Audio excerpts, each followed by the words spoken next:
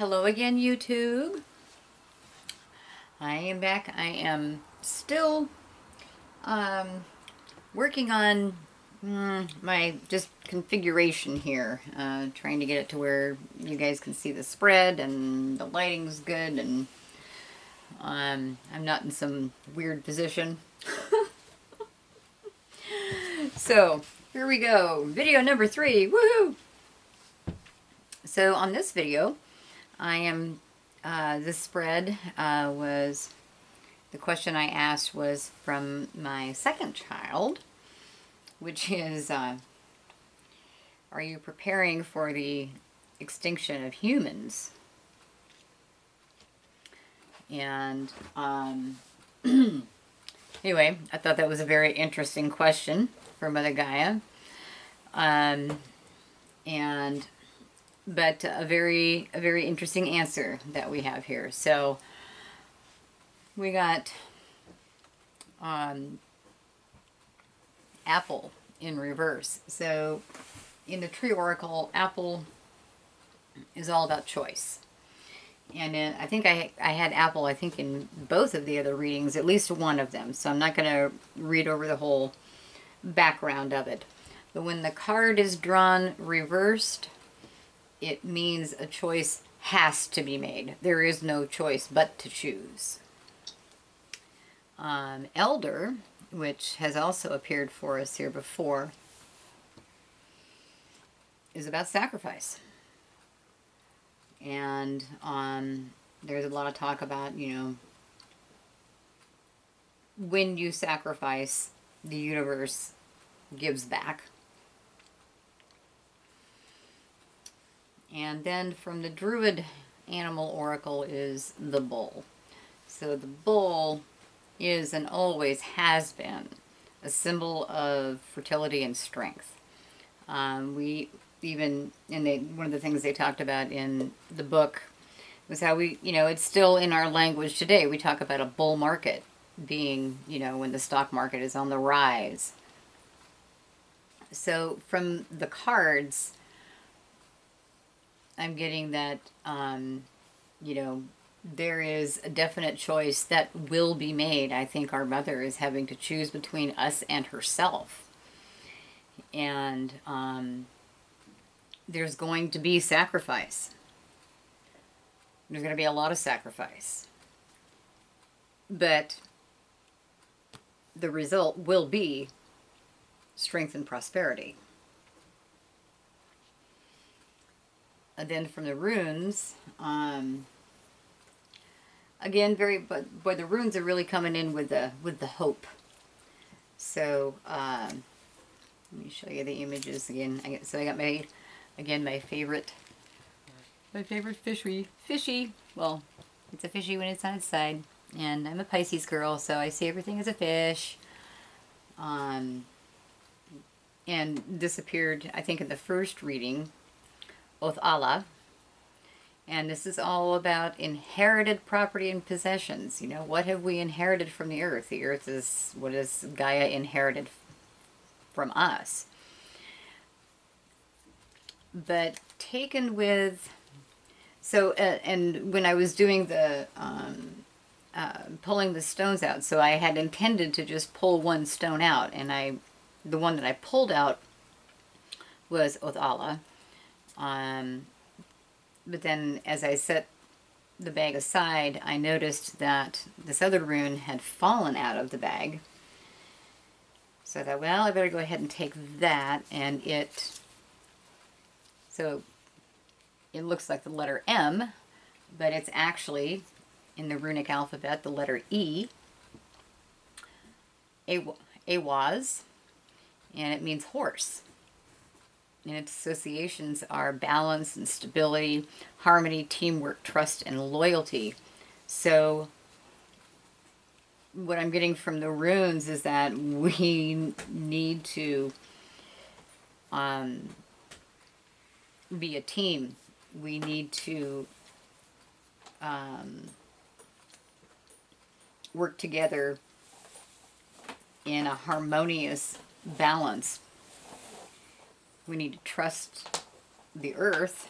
We need to be loyal to the earth.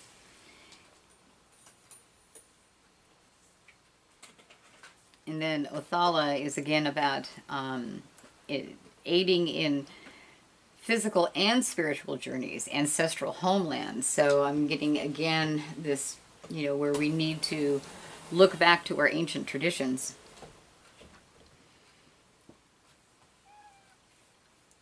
and work together as a team.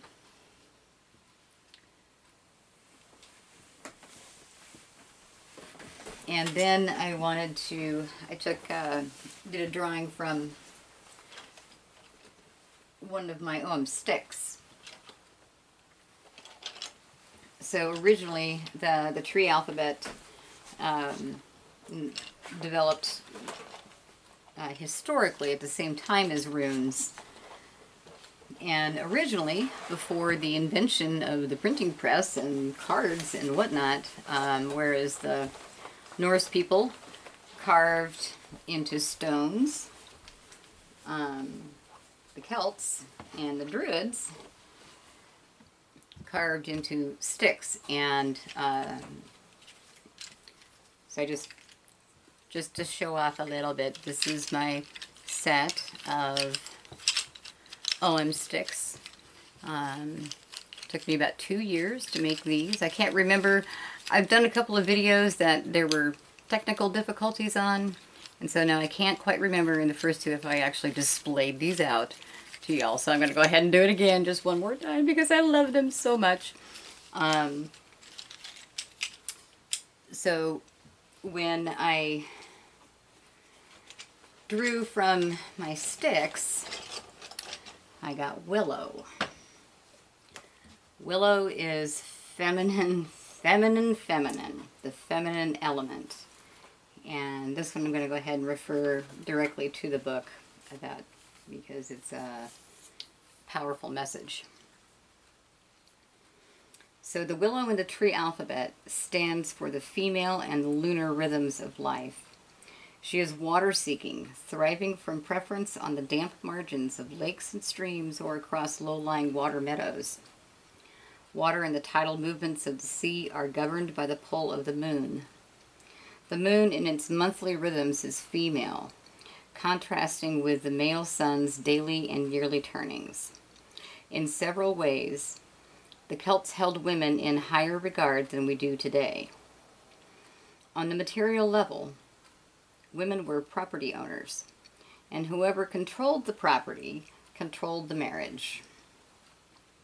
Women of all types and ages appeared in the Celtic pantheon, the spiritual strength and life-giving qualities given by both female and male recognized equally. There were many colleges of druidesses, learned women and teachers, respected especially for their gifts of seership, often expressed through dreams or night visions. The goddess Bridget, one of whose attributes is as a seer, has her fire festival during the Willow month. This festival, Imbolc or Brigantia, is one of the 2 female fire festivals among the yearly cycle of 4. The willow is additionally sacred to the moon goddess who rules this month. The willow also offers protection against damp diseases, and there are many references in folklore to the efficacy of this tree against such complaints. Modern chemists extract salicin from her bark to be used in the treatment of rheumatic fever, so proving that there is truth hidden in many a folk remedy. Choosing the willow reveals your female side, one that we all possess to some degree, and one that, when complemented by the male, creates a truly balanced spirituality, as the passing of time is marked by both the rhythmic circling of the moon and the sun, together creating the pattern of the year, punctuated by nights and days. The female gift of fertility is represented in the willow. Her catkins appear early in the spring before the leaf buds start to unfold. Containing nectar, they attract the activity of bees as they rouse from winter and start on the summer round of pollen bearing. if your spiritual balance is in conflict or upset, you need to attend more to your female side, observing its rhythms and dreams. So, for the last, I don't know, 10 years, there's been all this talk about the rise of the divine feminine, the return of the divine feminine. And if the Celts are known for anything, it was equanimity among the senses. There was a Roman general who, in writing back from the wars during the Roman conquest of Britain, wrote in his journal, "One scarcely stands a chance against a Celt in battle if he is joined by his wife." So, as the book says, the Druid colleges, they didn't just train men. And, even in Britain today, the king still rules as the queen's consort. The House of Windsor comes down the female line. So,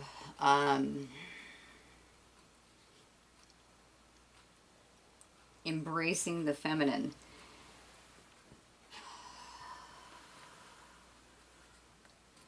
And water, healing and water. So there's all kinds of crazy stuff going on. Flesh-eating bacteria. Our water is so infected and poisoned. Now, does this mean that our mother is, preparing for our extinction? I would say yes and no. There's going to be sacrifice. There's going to be a lot of sacrifice. And those who are not in with the team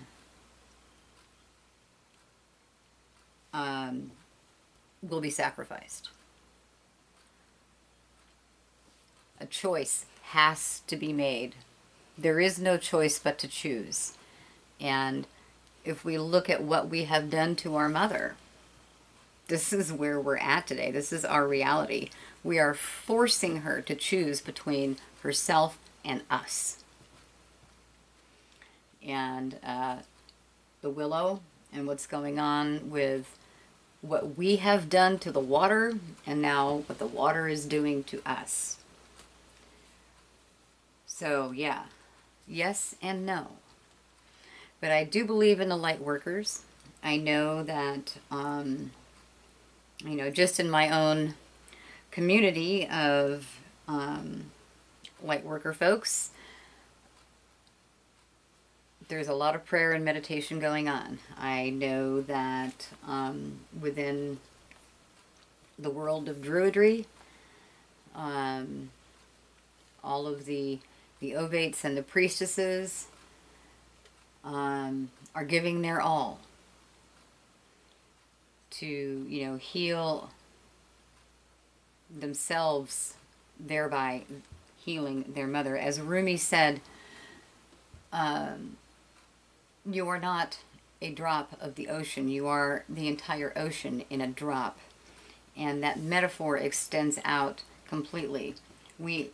Every atom of our physical being is borrowed from the earth and to the earth. Every atom of our physical existence shall return.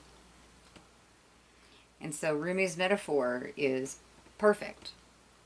We are not just a microcosm of the earth. We are the entire earth in one tiny little being. We are connected.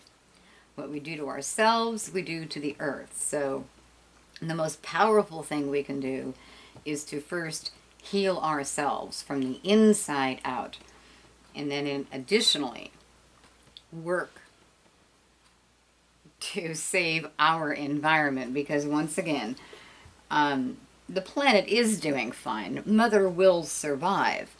You know, we're pushing her into making a choice that nobody should have to make. No mother should. We are forcing her into Sophie's choice with the corporate greed and etc. And it has got to stop. We have got to take down these corporations. Period.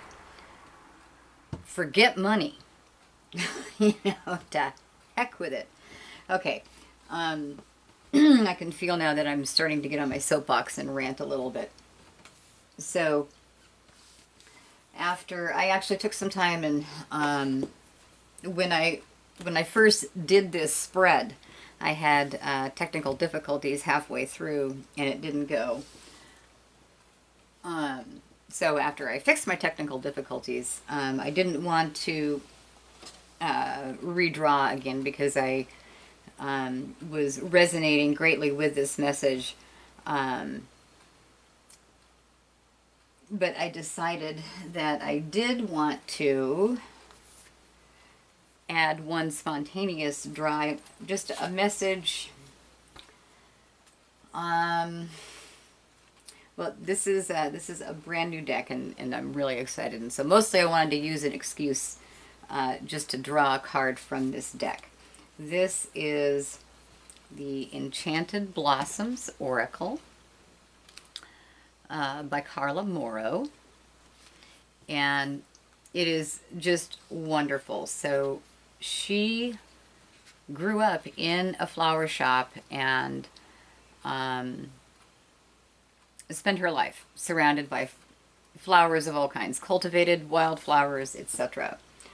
And the way this deck has been designed is, so each card is a flower, and the meanings of the flowers are taken from the flower dictionary. And apologies here, I just want to give you the correct information.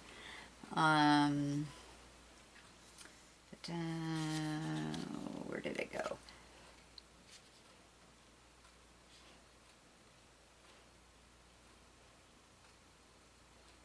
And okay, well, it's not popping right out at me, but there's a flower dictionary that that she used. It's a long established textbook, and so she took the flower meanings from that, but then she combined it also with butterflies, but the butterflies are dragons. And so she paired butterfly energy, dragon energy, and flower energy. And so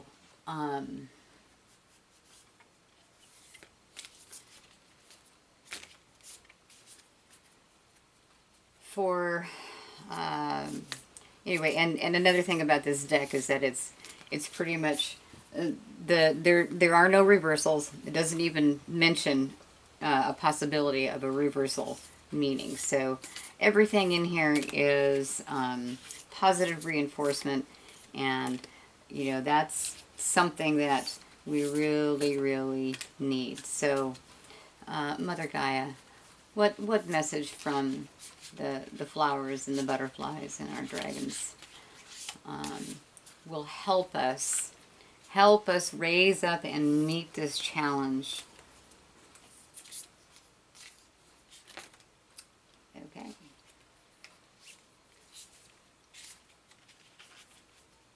I don't know if I should look at all of them or just the... Well, I got... Let's just see here. Ah.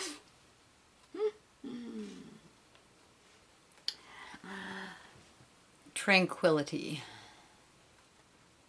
And I hope the lighting is not too dark here. When I turn the lights on really bright, then there's so much glare on the cards that you can't see. So again, thank you for your patience. I am a work in progress here as I become a YouTube Oracle reader. The flower here is stonecrop, and the butterfly is actually, I think it's the Apollo moth. So let's look up the tranquility card.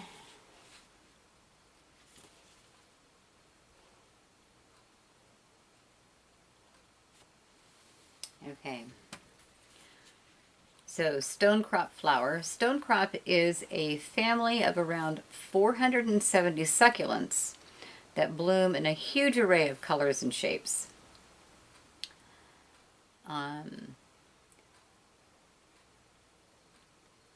Sedum, I guess, is the taxonomical name for it. It was eaten raw, fermented, and as a medicine by the First Nations people of British Columbia. The flavors vary almost as much as the flowers do. They are popular in ornamental gardens as they require little attention, are drought tolerant, and can have a long blooming season. As a bonus, most stone crops attract butterflies and bird life. Sedum is often planted instead of grass as it is adaptable and grows in shallow soils. It has proven to be an excellent addition to planted roofs and is currently adding tranquility and environmental benefits to office buildings across the globe. So it's being used in rooftop gardens. Marvelous. It is time to reevaluate your surroundings and see if you can make a space that is tranquil and relaxing. Clear out items that may create negative feelings and bring in more that you find joy in. We all need a quiet place to relax and recharge. So dedicate a peaceful space in your home to doing just that. It doesn't need to be a massive space. A single chair that you can fall into and relax can be enough. A calm exterior will help you foster inner peace, and a tranquil mind is one of growth. And then this book is just wonderful. After the interpretation, she gives you a question to ponder. Where can I create a tranquil space in my home, even temporarily? And that, my friends, is really good advice. Thank you all for watching. Please like, comment, and subscribe. And yeah, focus on the tranquility part of this, because we really need to take care of ourselves, each and every one of us, and then come together and we can solve this problem. All right, thanks again, everybody. Bye.